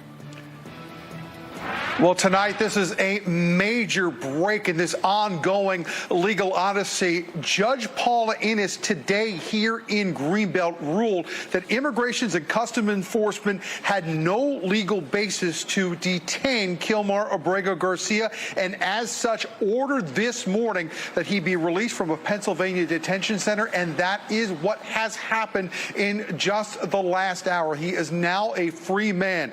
As you know, this case has dragged on for months, and the judge just did not order Abrego Garcia's release today. She went further, saying that federal authorities, in her words, had misled the court and detained Abrego Garcia without any legal basis. Fox 5 spoke exclusively with Abrego Garcia's attorney earlier today, as well as Maryland Congressman Glenn Ivey, who had traveled to El Salvador in an attempt to visit him. They have a lot of tools in their toolbox. They have a lot of tricks up their sleeve. I don't think that this case is over. I wish I could say that it was, but you know, it's a very important step for due process. I've already seen the White House make statements that condemning the judge, and I'm assuming they'll appeal. But hopefully, he'll get a chance to be released in the very near future. We are told that Abrego Garcia would return to his family at some point in Maryland. Now, his legal fight has become a national symbol during the Trump administration's crackdown on illegal immigration into the U.S. And even though he has now been released, he still faces this immigration court case in Maryland and a criminal case in Tennessee. Supporters of the Trump administration blasted this move today, saying that the judge was making policy, not a legal ruling. Immigration attorneys say they believe the judge has followed the law. The government has every right to remove him because, number one, he is in the country in violation of the law. And number two, there is solid evidence to suggest that he has criminal affiliations. The government has failed to produce a removal order. So that is a procedural defect. You cannot have somebody deported without a sentencing and a final order. Meanwhile, tonight, the Homeland Security Department is blasting the judge's order to have Abrego Garcia released, writing, quote, "This order lacks any valid legal basis, and we will continue to fight this tooth and nail." We are live in Greenbelt tonight We'll send it back into you. Huge development. Fitz, thank you. To this now, a grand jury has failed to re-indict Letitia James. That's according to the Associated Press, which says that the grand jury will not bring back mortgage fraud charges against New York's Attorney General, a known enemy of President Trump. She and former FBI Director James Comey were indicted earlier this year, but the charges were thrown out last month after a judge ruled that the prosecutor was appointed illegally. On Capitol Hill, senators from both parties are addressing safety concerns at Reagan National Airport caused by a massive defense bill. This is all as NTSB officials warn the $900 billion measure would undo key reforms made in the wake of the Potomac mid-air plane crash.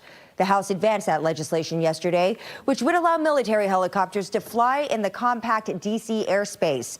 Today, 2 amendments were filed to replace the helicopter safety provisions with a bill introduced last summer to strengthen requirements. While insurance costs are set to rise for millions of Americans in the new year, this as dueling health care bills fail in the Senate today. Senators rejecting a Democratic bill to extend the subsidies for 3 years. They also blocked a Republican alternative that would have created new health savings accounts. And it's not something you can punt on until next year. People's lives will be dramatically changed now. The president is prepared to take action on health care, and he wants Republicans on the Hill to do the same.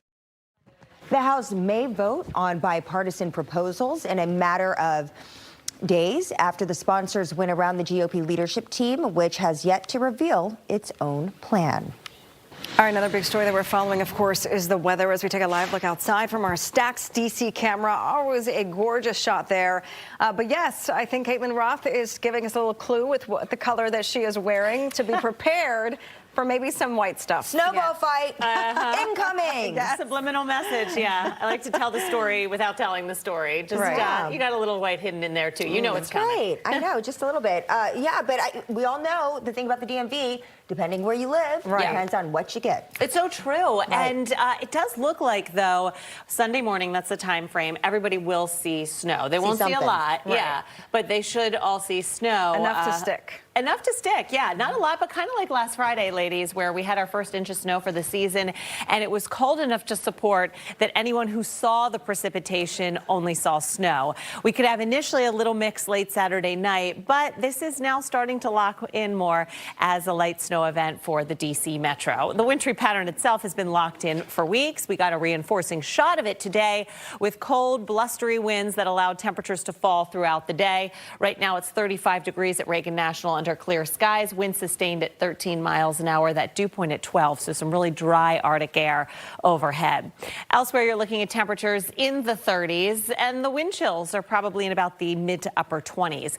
A few snow flurries to our north and west on radar. That's going to remain there, although cannot rule out a passing flurry, it seems, in our northern Maryland counties. And I think that's kind of the story for tomorrow, too. We'll have another clipper that dives south and west of us, but a passing flurry, just like this morning, it can happen anytime in these cold, cloudy air masses. 30 degrees tonight. Here's your planner for Friday. It's mostly just a cloudy day with a few peaks of sunshine, helping to brighten us up, but not warm us up. High temperatures around 40 degrees. Weekend snow threat, Clipper system with a big blast of cold air behind it. This will be our coldest round yet. And with it, we think we'll have a zone of accumulating snow with this coastal low as it passes by the mid-Atlantic. Still a chance it could get a bit more suppressed. We will still not lock in any amounts just quite yet. We'll wait till tomorrow for that. But looks like we could be getting a little something here. Temperature trends, a cold one. More on that coming up. Back to you. Caitlin, thank you. New details tonight on a hit and run in southeast D.C. Homeland Security officials saying that it all started after agents tried to stop 2 people driving a stolen car. It happened near Martin Luther King Jr. Avenue last night. A pedestrian was hit by that stolen car, or the driver of the stolen car. Crews stopped following them in order to help the person who was hurt. They're now recovering in the hospital, we're told. One suspect was taken into custody. And a police chase in Frederick County leads to the arrest of an attempted kidnapping suspect. This started just after midnight on Crestwood Boulevard in Frederick. Police tried to stop Suba Washington Jr. when he drove off. He allegedly hit another car. Deputies followed him and eventually used a spike strip to get him to stop in Washington County. Washington is now facing multiple charges. Prince William County Public Schools pushing back after the state deemed that all 13 of its high schools were conditionally accredited. Accreditations track how well schools follow a long list of requirements. The district is only missing one requirement, offering completion certificates for students who don't qualify for a diploma. The school board says that they were not offered to maintain graduation expectations. Teachers feel very, very constrained by that because they want to be able to invest in building a whole person, an individual, and teaching soft skills and not feeling like their value as a teacher and the student's value is solely limited to what's on a piece of paper. The school board says graduation rates are near 100% and they will appeal the state's decision.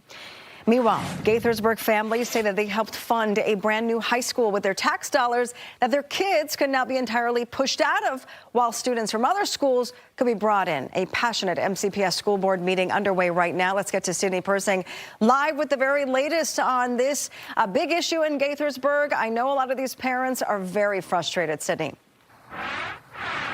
They are, Sharon, and this issue is not going away anytime soon. These are proposals. There are about 8 of them right now.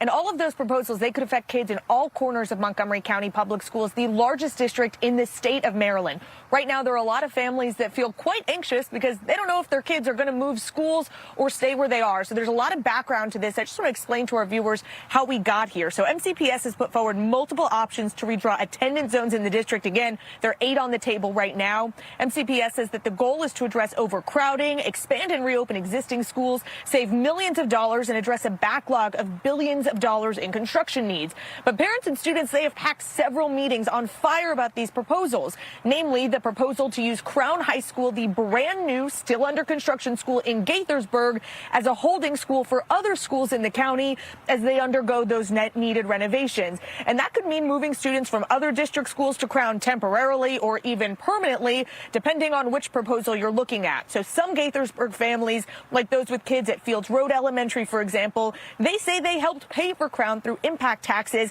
that it is in their community and their kids deserve to go there. Some even say they bought homes in the area just so their kids could attend a new school. Other district families at different county schools, though, like Damascus, who could get moved to Crown, say their own schools are falling apart and they need a safer option in Crown, at least temporarily, while their schools are renovated. Then some families say they don't want to go to Crown High School at all. They want to stay where they are. A few young future high school students just spoke to the Board of Education at this meeting here tonight. First, you'll hear from one who wants Crown used as a holding school, another who does not. Take a listen. A lot of problems we have with our high school could be fixed when rebuilding a new school. I heard that we could go to a different high school while ours is being rebuilt, and I think that is a great idea. Taking turns using Crown High School, which doesn't have any students yet, just makes sense to me. Older schools that are being rebuilt can send their students to the Crown until their new school is ready. School is supposed to feel safe and steady. When you keep moving kids around or split them between different buildings, it's confusing and stressful. It's really hard to learn when you're worried about making friends or where you're going to be next year or even next month. Kids need stability so we can make friends, know our teachers, and not feel scared about big changes we didn't even ask. Now, the superintendent isn't expected to vote on these proposals until March, so there's still a long way to go. We're going to stay on top of this story, and I'll have more for you tonight at 10. New audio released from Catherine Hoggle's time behind bars as a judge says she can stand trial for the murder of her 2 kids, the latest at 6:30. The accused killer of Charlie Kirk making his first appearance in court, the move from his defense team. Major upgrades could be coming to Metro. WMATA's GM talking with Fox 5 about his multi-billion-dollar budget proposal. What he's saying.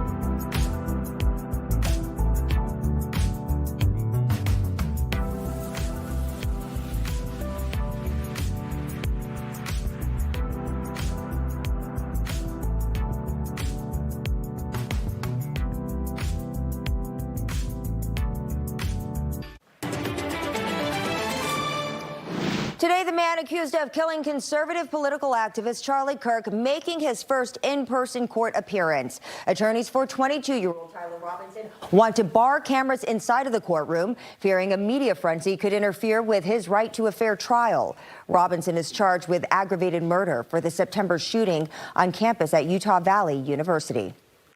This is a very politically charged case. There are very high emotions in this case. And there's also issues of tainting the jury pool. Let everyone see and know how it happened, how it even got to this point. A group of news organizations are pushing to keep media access throughout the trial. A man facing life in prison for a deadly carjacking in Loudoun County. Jose Aguilar Martinez pleading guilty to multiple charges. The hit and run happened last year at the Town Center Plaza in Sterling. Aguilar Martinez stole Melody Walderdeck's car, according to authorities, and hit her with it while trying to drive away. She died on scene. Martinez was caught shortly after. He'll be sentenced in March. A gruesome discovery in Fairfax County. There is a death investigation underway in Seven Corners after a body was discovered floating in a body of water. Fox 5's Stephanie Ramirez has more. And we are at Munson Hill Park, where there's a body of water, but across that body of water on the other side, that is Lakeside View Drive, where there is a community there. Police say that is where someone in the area made the discovery at around 8 this morning. Captain Jesse Katzman telling Fox 5 an adult male's body was seen partially submerged face down in water about 15 to 20 feet out from the shoreline. We have no evidence to indicate that there's anything other than a death investigation at this point. We have no missing people in this area that would be unrecovered or anything like that. So over the next few hours, it's going to take a little bit to determine exactly what we have. But right now, there's no foul play suspected at this point, or no evidence to support that. The investigation includes divers with the underwater search and recovery team investigating not just how to safely remove the body and doing so from the water, but also searching for any other possible evidence like a cell phone. Some 2 hours later, after the initial call, we can tell you the body was still in the water, and investigators say it could be another couple of hours before the scene is completely cleared. The dive team working in temperatures just above freezing to conduct this water death investigation. Police also tell us this is the body of an adult male, but they don't have an age range just yet either. That's the very latest from Fairfax County. Guys?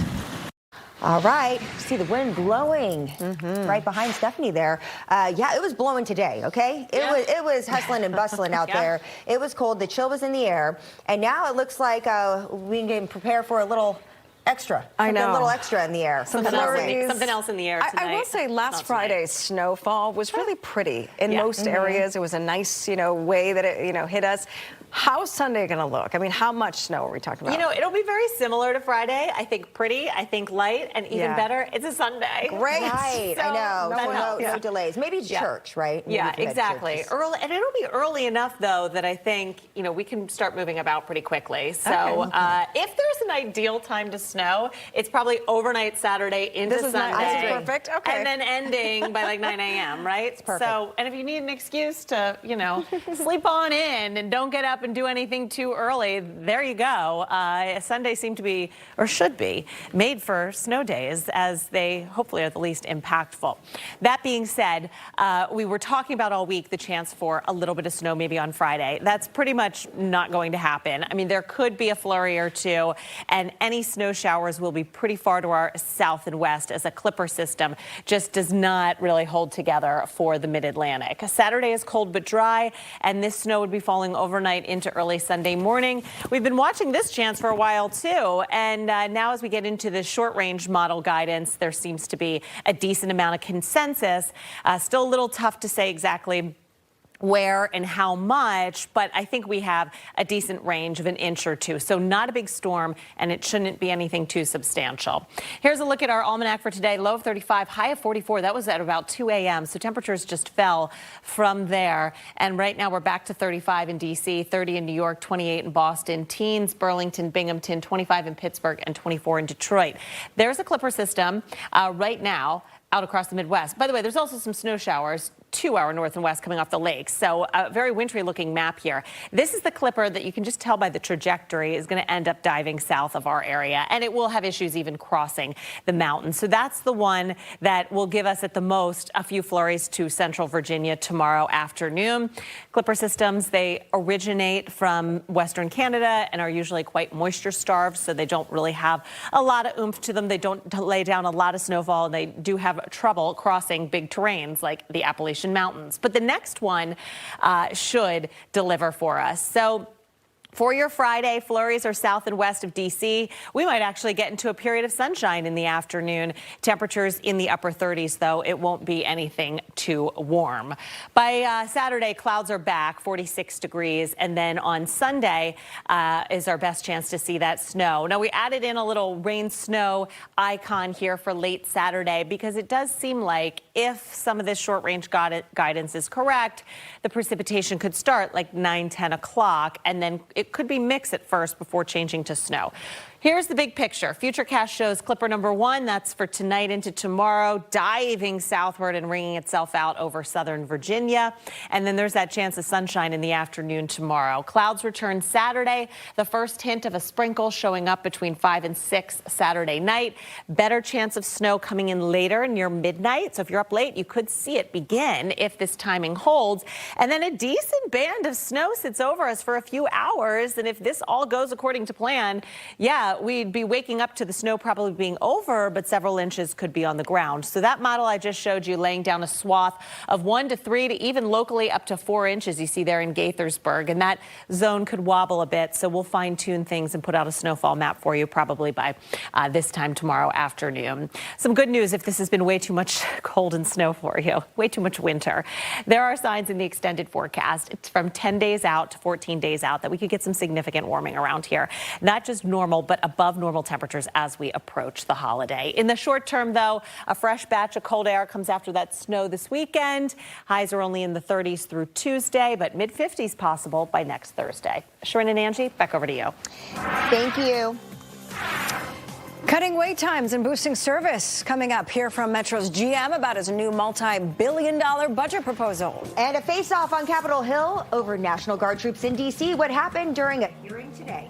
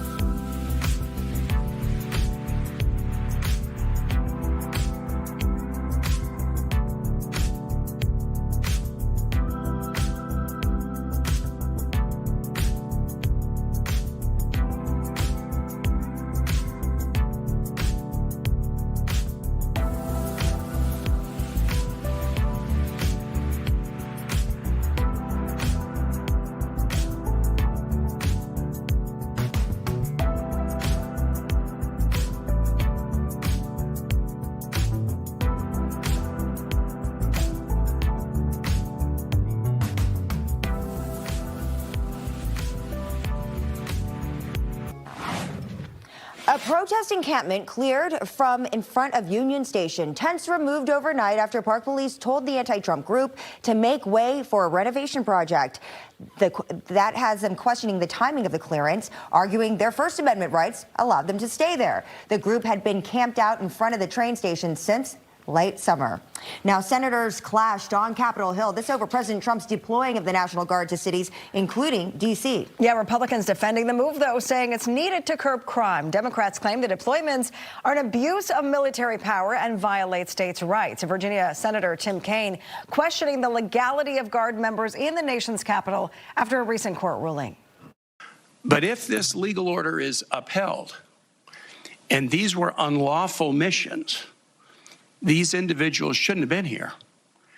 They should have been celebrating Thanksgiving with their families at home rather than patrolling near Farragut Square in Washington. An appeals court ruling that the Guard can stay in the district, at least for now. Federal investigators out with their final report on what went wrong in the lead up to the Key Bridge collapse, the failures that it found. Also, here's what Bob Barnard has coming up. I had a visit this morning. We're hearing for the first time tonight the voice of accused child killer Catherine Hoggle in phone calls she made from jail that were used as evidence to help pave the way for her to go to trial. The story when Fox 5 at 6 comes right back.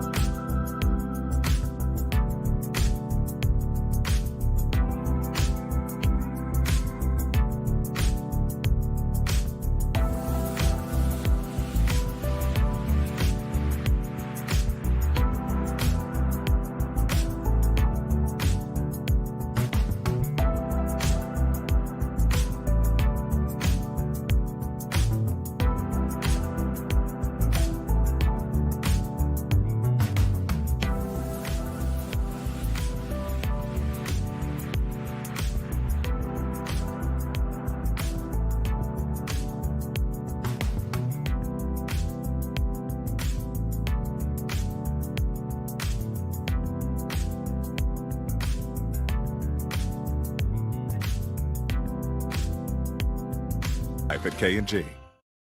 The new year is just a few weeks away, and there are a few resolutions that are more popular than others this year. I'll let you take a guess. But one Talker research poll says the most common resolutions include putting more money into your savings. Okay, so saving money. Wow, shocker. Getting more exercise, improving your overall